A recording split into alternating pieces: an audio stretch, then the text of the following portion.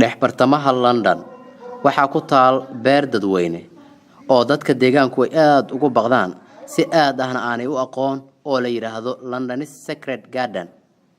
beerta dhankeeda bari waxaa ku taala kaniisadda Donistan. waxaa la dhisay qarniyadii dhexe ee sanadkii 1100 miilaadiga. waxay leedahay taariikh dheer oo noqonaysa 900 oo sano ka hor. sanadkii 1666 ayaa mar labaad dib loo dhisay kadib markii ay dhibaato ka soo gaadhay dabkii weynaa ee London. intii lagu guda jiray dagaalkii labaad ee adduunka ayaa si toos ah loo duqeeyay oo dhibaato culus ay ka soo gaadhay.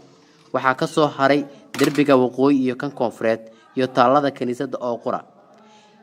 intii mar kale dib loo dhisi lahaa ayaa magaalada London waxaa la go'aamiyay in haraadiga kaniisadda Donistan ee galbeedka magaalada loo bedelo beer dadweyne oo cid walba u furan. waa marka aad garanayso halka ay ku taalo. waxay ku taalaa beertan meel ka fog wadada weyn ee u dhaxaysa taalada iyo buundada London. derbigeeda cagaarka ah ee dhirtu dabooshay geedaha ubaxyada ayaa ka dhigaya goob soo jiidasho badan oo ay magaaladu leedahay. waana goob aad ugu xasuusanayso taariikhdii hore ee London. Xanad Cali Guuleed, barnaamijka Subax Wanaagsan, goob joog.